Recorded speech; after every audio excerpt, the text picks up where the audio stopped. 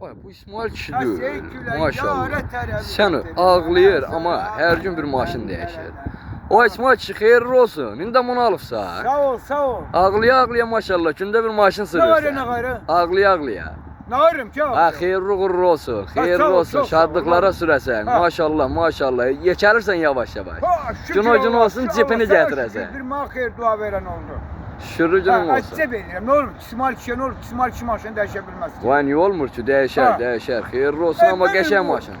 Sen Ver de sürüm bana bunu. ürəklə deyirsən, yoxsa xainliklə, Sen paxıllığından deyirsən. sen ürəklə deyirəm. Ver bunu sürüm bana bir kuruk. Ha? Ver bir kuruk sürüm bunu. Ne sürəsən ha? Maşını. Sana verin maşını sürəsən. Eden Ha, olacak. senden Otur. ötürü almamışım, ben özümden ötürü almışım. Yaxşı Maşın eləmsən. sürmək Allah istəyirsən? xeyrini versin. Evi yox. Sana maşın sürməyi mən öyrətmədim. Kime? Sana indi mənə Gel olursa. otur, otur. Sağ ol. Gel otur, Allah otur. köməyin olsun.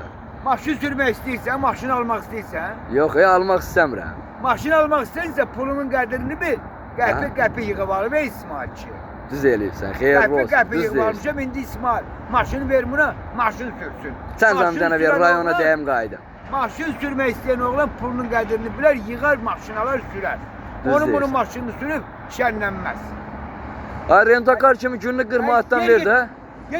Gel işe məşğul. Hədə onda mənim də aparat olmasa. Hara yaparım he? Gedirəm, qabaqda Yer sen düşəcəm. kimsə heç mən maşına mindim hərəm. Eləmi? Ha, yer get işinə məşğul ol. Evi yoxdur. Allah köməyin olsun. Sağ ol. Ne deyirsən? Sağ ol. Allah köməyin olsun. Sağ ol. Ağlın gələcək başına onda maşın alarsın. Evi yoxdur. Nə olar? Sağ ol.